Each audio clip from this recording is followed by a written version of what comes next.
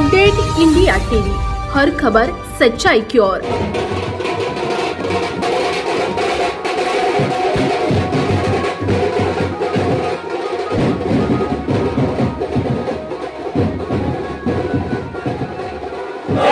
खून वाढवणाऱ्या सरकारचा, खोटं बोलणाऱ्या सरकारचा, अत्याचारी सरकारचा या ठिकाणी माझी उपस्थित विनंती, सगळ्या लोकांना विनंती आहे, आपल्याला बोलण्यासाठी, आपल्याला संवाद करण्यासाठी आपल्या जिल्ह्याचे तरुण खासदार, तडफदार नेते, महाविकास आघाडीचे नेते आदरणीय संजय देशमुख या ठिकाणी आलेले आहेत। या ठिकाणी एसटीवर अन्याय होत आहे, एसटीवर अन्याय होत आहे, माझ्या देशातली घटना जाळली जात आहे, महात्मा गांधींच्या पुतळ्यावर गोळ्या मारल्या जात आहे, घटनेचं नायनाट केल्या जात आहे आणि मग या लोकांचा मगरुरी वाढलेली आहे, हुकुमशाही वाढलेली आहे।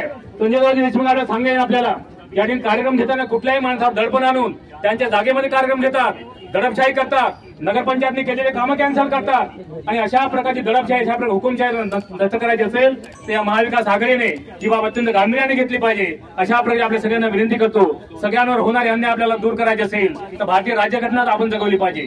न्याय, स्वातंत्र्य, समता, बंधुता, मानवता, शेजाधर्म, प्रेम या सगळ्या प्रकारच्या मूल्यांची जपणूक करायची असेल तर माझ्या सगळ्या लोकांना स्वतंत्रपणे जगता आलं पाहिजे, तुम्हाला सगळ्यांना समतेचा न्याय मिळाला पाहिजे अशी भूमिका घेतो आणि मस्जिदमध्ये घुसून मारू, राहुल गांधींची जीप काढून टाका, अशा प्रकारचा नालायकपणा माझ्या देशामध्ये चालला असेल तर ही हुकुमशाही आहे। त्या हुकुमशाही नांदणाऱ्या सरकारकर, त्या हुकुमशाही माजवणाऱ्या सरकारला मातीत दाबल्याशिवाय पर्याय नाही। ही भूमिका आमचे खासदार साहेब घेतील अशी मी त्यांना विनंती करतो।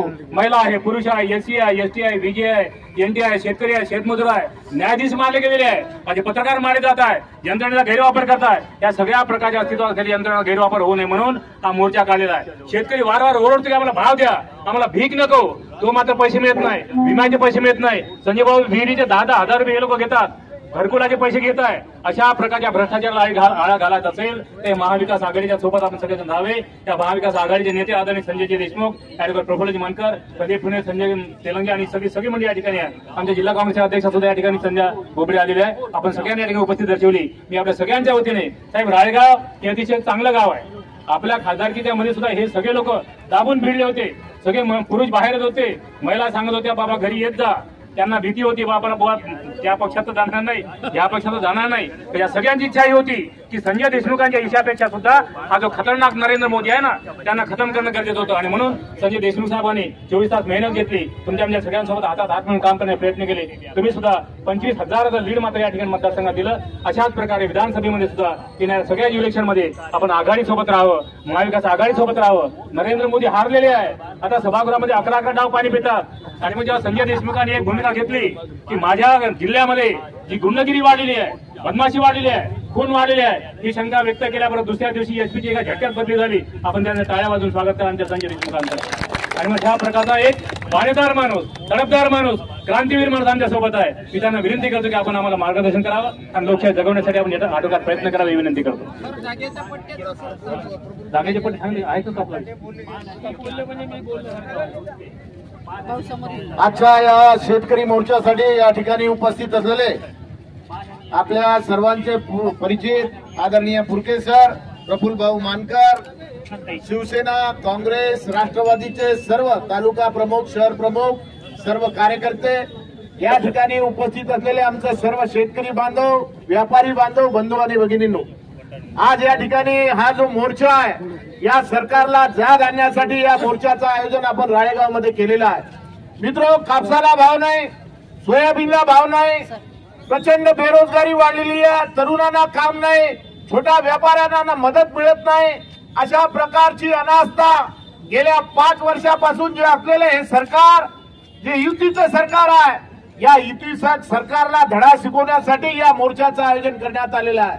मित्र, आपल्या माहित आहे की काल परवा तेलाचे 20 रुपये किलो प्रमाणे भाव वाढले, परंतु आमच्या सोयाबीनचा भाव अजूनही वाढलेला नाही।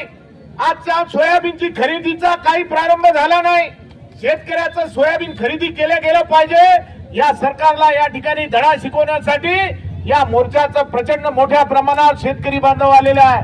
शेतकऱ्याच्या सोयाबीनची खरेदी चालू केली पाहिजे, अन्यथा आम्ही तहसील कार्यालयामध्ये घुसून या ठिकाणी ही खरेदी चालू करण्यासाठी या शासनाला भाग पाडू आणि सोयाबीनला 7,000 रुपये भाव मिळाला पाहिजे, कापसाला 10,000 रुपये भाव मिळाला पाहिजे, तरुणांना काम मिळालं पाहिजे। या प्रकारची भूमिका महाविकास आघाडीची या ठिकाणी राहिलेली आहे. मित्र, आपल्याला न्याय मिळवून घ्यायचा आहे, त्याच्यासाठी आपण संघर्ष करणं अतिशय महत्वाचं आहे. आज काय परिस्थिती आहे, हिंदू मुस्लिम करण्यात हे सरकार या ठिकाणी मोठ्या प्रमाणात वेगवेगळे या ठिकाणी नेत्यांना सांगून समाजामध्ये तेढ निर्माण करण्याचं काम करत आहे. मराठाला ओबीसी समाजासोबत भांडत आहे, धनगर समाजाला आदिवासी समाजासोबत भांडत आहे. या ठिकाणी भांडणं लावण्याचं काम या युतीच्या सरकारनं या ठिकाणी चाललेलं आहे. त्या मुख्यमंत्र्याला आम्ही इशारा देतो, अरे जातीपातीमध्ये किती भांडणं लावण्याचं काम तुम्ही केलं तर या देशातली या महाराष्ट्रातली जनता हुशार आहे. ज्या पद्धतीनं मागच्या लोकसभेच्या निवडणुकीत यांना जागा दाखवण्याचं काम या ठिकाणी आपण सर्वांनी केलेलं आहे. माझी विनंती आहे आणि मी तुम्हाला खात्रीनं सांगतो, यवतमाळ जिल्ह्यामध्ये भारतीय जनता पार्टीचं खातं उघडणार नाही अशी शपथ आमच्या शेतकरी बांधव या ठिकाणी घेत आहे. अरे तुमचा टल्ला आमच्या शेतकरी बांधवासोबत पडलेला आहे आणि जे आजपर्यंत सरकार आलं, ज्यानं शेतकऱ्याच्या विरोधात या ठिकाणी निर्णय घेतले त्याला गाडण्याचं काम आमच्या शेतकरी बांधवांनी केलेलं आहे.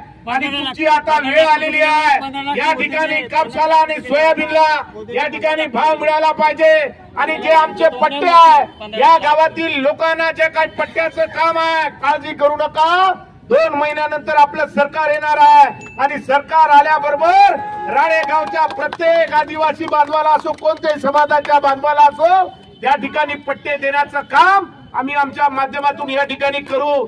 या ठिकाणी जे काही अधिकारी पुढारी आहेत, अरे तुम्ही भेदभाव करू नका, गरीब आणि सामान्य माणसाचं काम करा, नाही तर आम्ही रस्त्यावर या ठिकाणी उतरलेला आहोत. 2-2 हात करण्याची तयारी सुद्धा आमची या ठिकाणी राहणार आहे. म्हणून आमच्या शेतकऱ्यांना या ठिकाणी न्याय मिळाला पाहिजे आणि कापसाला 10,000 रुपये भाव,